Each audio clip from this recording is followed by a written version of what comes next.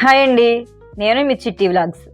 మరి ఈరోజు మన వీడియోలో ఈవినింగ్ స్నాక్స్లోకి బియ్యం పిండితో సింపుల్గా చేసుకునే స్నాక్ రెసిపీని చూపించబోతున్నాను.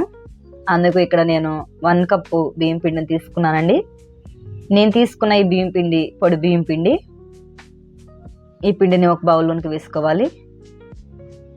ఇప్పుడు స్టవ్ ఆన్ చేసి ప్యాన్ పెట్టుకోండి.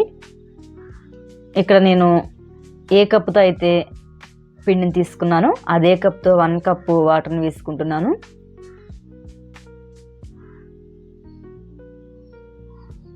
రుచికి సరిపోయినంత సాల్ట్ని కూడా వేసుకోండి.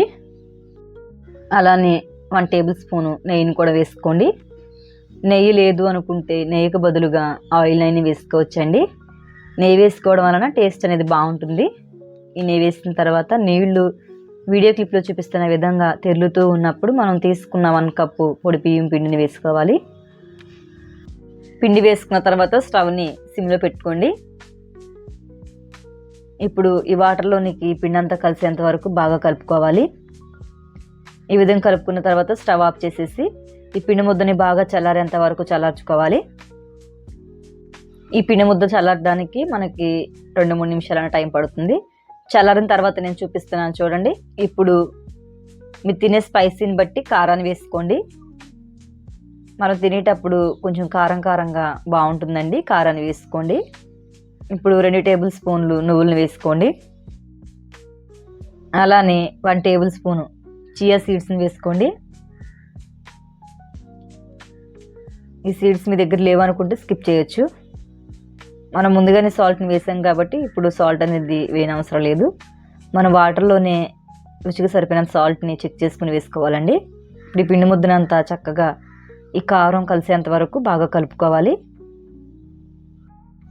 నేను వీడియో క్లిప్లో చూపిస్తున్న విధంగా పిండి ముద్దని కలుపుకోవాలి.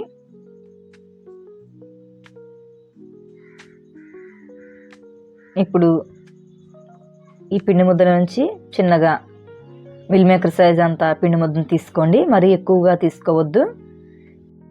చేతిలోనికి తీసుకున్న పిండి ముద్దని రౌండ్గా చేసి చిన్న బిళ్ళల కింద ఒత్తుకోండి. నేను చూపిస్తున్నాను చూడండి. ఈ విధంగా చేతితో ఒత్తుకోండి. చాలా సింపుల్గా చేసేసుకోవచ్చండి. ఎక్కువ కష్టపడని అవసరం లేదు. చాలా ఈజీగా మనం ఈ బిళ్ళల్ని చేసేసుకోవచ్చు. అలానే మిగిలిన పిండి ముద్దను కూడా ఇదే విధంగా బిళ్ళల కింద చేసుకుని ఒక ప్లేట్లోకి తీసుకోండి. ఇప్పుడు స్టవ్ ఆన్ చేసి డీప్ ఫ్రైకి సరిపోయినంత ఆయిల్ని పెట్టుకోండి. ఆయిల్ బాగా హీట్ అవ్వాలండి. బాగా హీట్ అయిన తర్వాత మనం ముందుగా చేసి పెట్టుకున్న ఈ బిళ్ళల్ని వేసుకొని మనం హై ఫ్లేమ్లో పెట్టి స్టవ్ని ఫ్రై చేయాలి.